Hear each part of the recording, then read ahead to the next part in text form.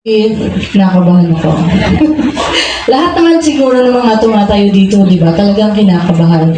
Hindi alam kung paano i-deliver yung kanilang pinag-aralan, di ba? Pero kailangan talagang humingi tayo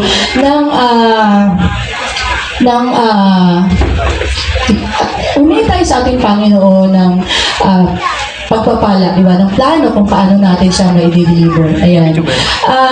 Actually, napakaganda ng turo ni Pastor Gilbert na. Ito naman po sa akin ay, kanina, yung napakinggan natin ay ang mga mangyayari sa buhay natin. Di ba? Ito naman po ngayong sumunod sa atin ay, ang title po ay, ang hindi alam na araw at oras. Or, in English, the unknown day and hour. Ayan. Yan. Bakit po ito ang napili kong title? Kasi nga, ito po ay mayroong connection sa isi-share ko ngayong araw na ito. Ayan.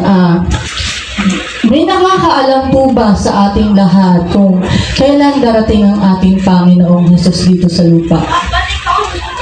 Wala po, di ba? Kahit isa sa atin, walang nakakaalam kung kailan darating ang ating Panginoon. Kahit ang mga apostol, kahit ang mga pari ng buong mundong ito, walang nakakaalam kung kailan darating ang ating Panginoon. Hindi po ba?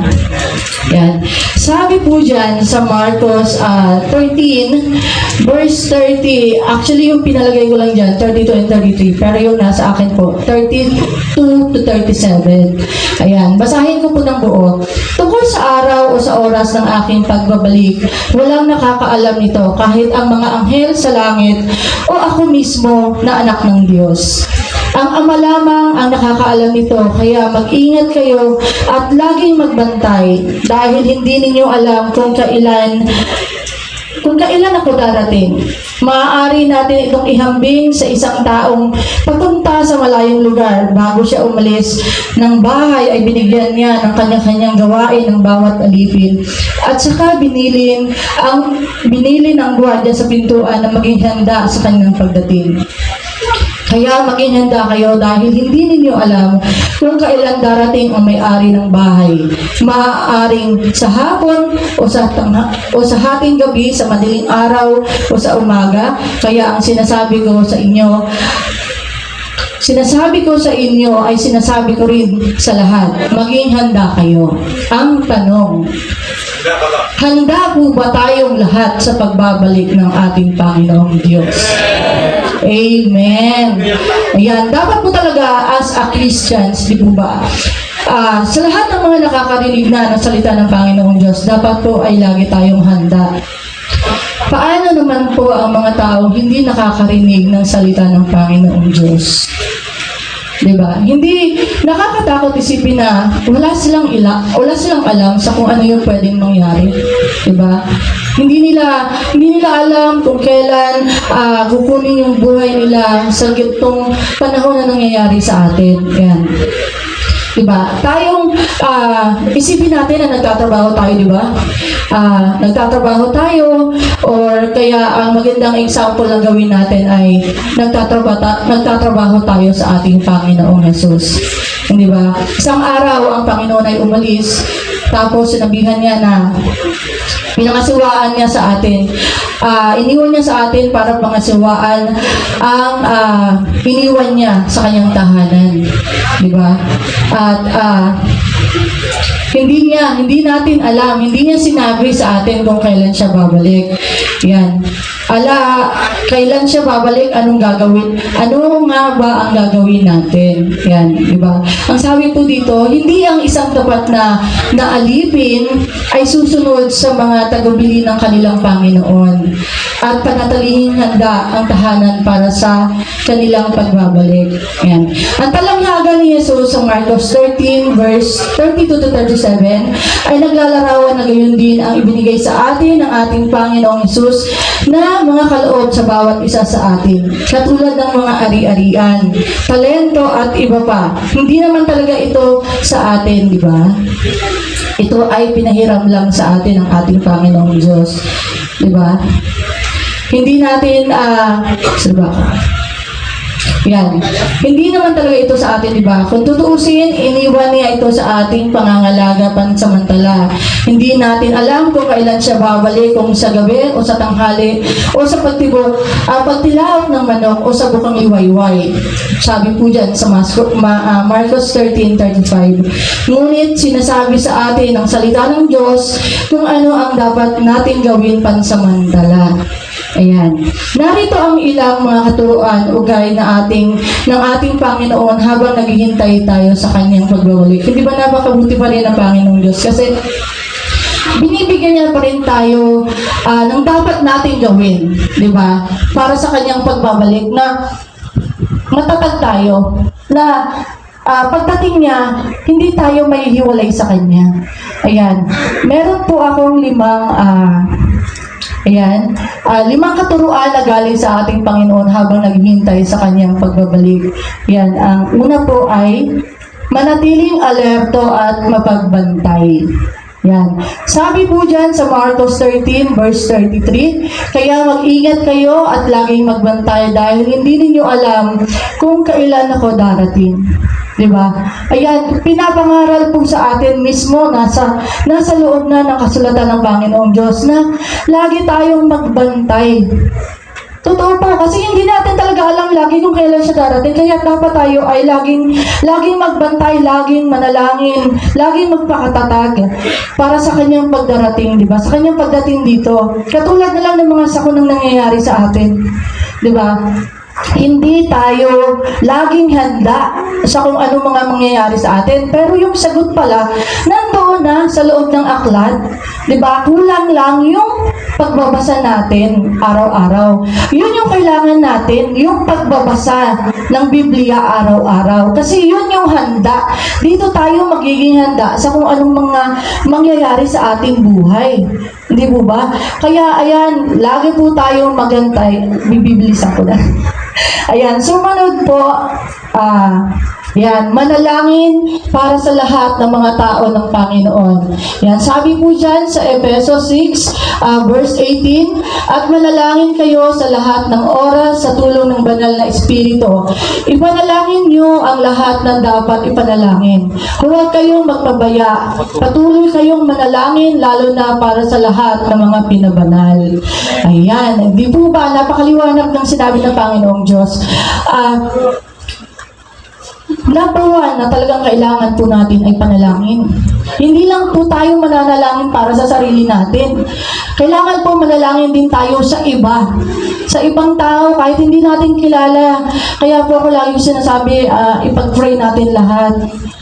Pag-pray natin, hindi lang yung mga kasama natin sa simbahan, kasi yung mga kasama natin sa simbahan, nakakarinig ng salita ng Diyos. Ipag-pray natin yung ibang tao na hindi nakakarinig ng salita ng Panginoong Diyos, na mabuksan ang kanilang puso't isipan para makinig sa salita ng Panginoong Diyos. Marami ditong mga nakatira na hindi nakakapakinig ng Diyos, napakalapit lang ng simbahan ito, pero hindi magawa, di ba? Kailangan talaga na ipag-pray natin ang mga puso nila at isipan na maliwanagan, na mabuksan, nang sa gayon ay pumasok sila dito sa simbahan na ito para makapakinig ng salita ng Panginoong Diyos, di ba?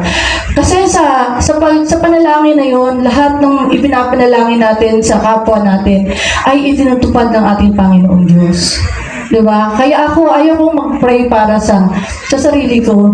Kasi alam na ng Panginoong Diyos yung pangangailangan namin. Kaya hindi ko na kailangang itaas pa sa Kanya. Siya lahat ang gagawa niya, di ba? Katulad ng naririnig natin lagi, seek the kingdoms first and all be added unto you. Di ba? Kailangan lang talaga natin unahin lagi ang Panginoon. At lahat ng mga hinihiling natin ay tutuparin niya. Di ba? Amen. Ayan, next po. Yan. Paglingkuran ng isa't isa gamit ang ating mga espiritual na kaloob. Sa 1 Pedro chapter 4, verse 10, ang sabi po dyan, binigyan ng Diyos ang bawat isa sa atin ng kaloob. Gamitin natin ito para sa ikabubuti ng lahat bilang mabubuting katiwala ng iba't ibang kaloob ng Diyos. Ayan. Hindi lang po tayo dapat, tayo lang ang maglilingkuran dito, di ba? Dapat i-share natin. Paglingkuran natin yung ibang tao. Huwag lang tayo na lang dito sa loob ng simbahan. Huwag tayong mahiya na i-share ang salita ng Panginoong Diyos sa ibang tao, sa ibang bahay. Sa una talaga po nakakahiya, katulad nga sabi ni Gilbert. Pero pag ikaw po ay nagkaroon na talaga ng pag-ibig sa iyong puso, hindi mo naiisipin yung hiya eh. 'Di ba? Andun na yung yung parang uhaw mo na makapag-share ka sa ibang tao, na makita mo na may nai-encourage ka na ibang tao sa kabutihan ng Panginoong Diyos. Hindi po ba? Kaya, ayan, wag lang po yung mga kaloob sa atin ng Panginoong Diyos, i-share natin sa iba, katulad ng sa music. Music team, may sarili silang kaloob, di ba? Kaya kailangan i-share nila sa gustong mga matuto. Di ba? Sa mga nagpapahayag ng salita ng Diyos, i-share nila, katulad ng ginagawa ni Pastor Jerry, di ba? Binabahagi niya sa atin yung mga nalalaman niya kung paano natin i-share sa iba. Kaya dapat ganoon din tayo, di ba? Na yung mga kunting kaalaman na natututunan natin ay i-share natin sa iba. Huwag tayong mahiya. Kasi alam natin na ang Panginoon ay nasa atin. Di ba? Na siyang magbibigay ng lakas sa atin para i-share yung mga i-share ang kanyang mga magagandang salita. Hindi po ba? Ayan. Next po. Ayan. Pangalagaan ang nangangailangan. Ayan. Sa Santiago, chapter 2, verse 14 to 17, ayan. Sabi po dyan, mga kapatid, ano bang mapapala ng isang tao kung sabihin ninyo niyang mayroon siyang pananampalataya pero wala naman siyang mabuting gawa? Maliligtas ba siya ng ganyang pananampalataya? Halimbawa, walang maisuot at walang makain ng isang kapatid at sasabihin mo, pagpalain ka ng Diyos at hindi ka sana ginawin at magutom. Pero, hindi mo naman siya binigyan ng kailangan niya. May nagawa ba itong mabuti? Ganito rin naman ang pananampalataya. Kung hindi ito kinikitaan ng mabuting gawa, wala itong kabuluhan. Amen. Totoo po ang sinasabi ng Biblia. Diba? Pangalagaan ang nangangailangan. Huwag po tayo mahiyang mag-share kung anong meron tayo.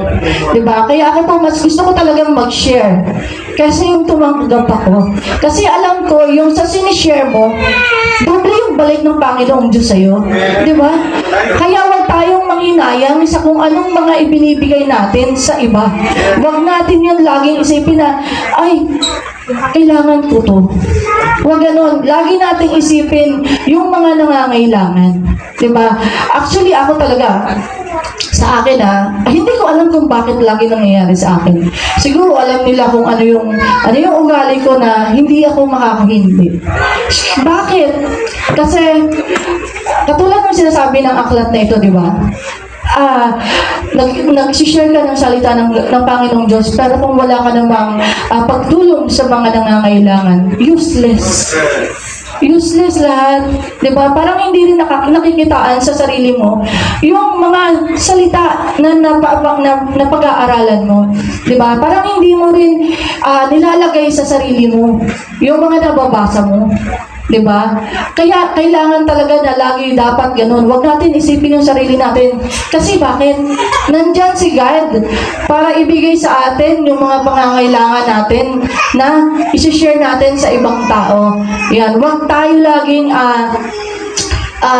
magdalawang isip na tumulong. Hindi naman kailangan laging pinansyal ang itulong natin. 'Di ba? Moral support, napakaganda rin yung pagbibigay. Tamang mga katuruan ang ibigay natin sa kanila. Huwag yung hindi nakakatulong. Huwag yung mga negative thoughts. 'Di ba? Kasi pag binigyan mo sila ng negative thoughts, asan yung sinasabi mo doon na kay Kristo ka na? Diba? Kasi lahat dapat puro magaganda lang ang kailangan mong i-share. Dahil yun si Jesus eh. Diba? Kailangan hindi tayo pangitaan ng mga ganong pag-uugali. Diba? Ayan. Next po. Ayan. Pangilan na ito, Ben? Pang 5 na po. Ayan, magsanay ng pagpapakumbaba. Sabi po dyan sa Pilipos, chapter 2, verse 3 and 4, huwag kayong gumawa ng anumang bagay dahil sa makasariling hangarin o sa paghahangad ng maitaas ang sarili. Sa halip, magpakumbaba kayo sa isa't isa at ituring na mas mabuti ang iba kaysa sa inyo. Huwag lang ang sarili ninyong kapakanan ang isipin nyo, kundi ang kapakanan din ng iba. Amen. Talagang ito talaga yung pinakagusto ko sa 5. Ito talaga yung kasi, di ba, kung wala kang pagpapakumbaba, hindi makikita ang Espiritu ng Panginoong Diyos sa'yo. Kasi dyan, dito hindi mo kailangan itaas lagi yung sarili mo, di ba? Sa pagpapakumbaba, maraming nakasama yan. Na-share ko na yan dati, di ba? Pero talagang dito kasi makikita ang totoong ugali ng isang tao sa pagpapakumbaba. Diba? Lahat nandito na sa salitain sa pangangaral na ito. Huwag kayong gumawa ng anumang bagay dahil, diba? Kasi minsan, kung tayo minsan ay lumalago, diba? Pag tayo minsan ay lumalago, nakakalimutan na natin magpakumbaba sa iba. Piling natin napakataas na natin. Piling natin napakagaling na natin. Diba? Karamihan yan nangyayari dito sa simbahan. Di ba? Marami akong kilalang ganyan na nangyayari na gano'n na nagpapahayag ng salita ng Diyos porket kilala na sila ng ibang mga tao. Parang hindi na sila talaga maabot. Nawawala yung number bang pinapangaral ng Panginoong Diyos ang pagpapakumbaba. Diba? Dapat wag mawala sa atin yung pagpapakumbaba natin sa isa't isa. Napakahalaga po ng pagpapakumbaba na yan.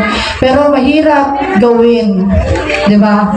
Katulad ng sinasabi natin lagi dahil tayo ay tao lang. Pero kung nasa atin ang Panginoong Diyos, hindi na lang tayo tao lang. Diba? Tayo ay mga alagad na ng Panginoong Diyos na kailangan laging itanim sa puso't isip natin ang mga pangaral ng Panginoong Diyos sa atin. Lagi natin itanim ang mga katuruan na ating napapakinggan. Diba? Huwag lang natin na ipapasok sa tenga, labas sa kabilang tenga. Diba? Masarap yung na nakakapag-obey tayo sa mga katuruan, di ba? Masarap gawin 'yon, masarap sundin. Bakit? Kasi bandang huli, tayo rin ang aani. Totoo yan, tayo rin ang aani para sa pagdating ng ating Panginoong Diyos. Di ba? Kasi hindi natin alam paano kung biglang dumating ang Panginoong Diyos, hindi pala tayo handa dahil hindi natin naisabuhay ang mga katuruan na ito. Di ba? Napakakawawa tayo. Diba? Lahat ng guide, lahat ng mga katuruan ng Panginoong Diyos para tayo magbago, para tayo magbalik loob sa Kanya, nandito po sa banal na aklat. Ang kulang na lang po, basahin natin at unawain. Ayan. At sa huli po, yan, manatili tayong magbantay kung kailan ang balang araw ay magiging ngayon. Ayan, lagi po natin isa puso't isa buhay yung mga napapakinggan natin para po yung lagi natin inaantay yung balang araw, di ba? Magiging ngayon. At least pag dumating yung magiging ngayon, handa tayo sa pagdating ng ating Panginoong Diyos. Hindi tayo magiging kawawa, hindi tayo iiwan, di ba? Makakasama natin yung Panginoong Diyos. Ayun, yan lang po. Maraming salamat po.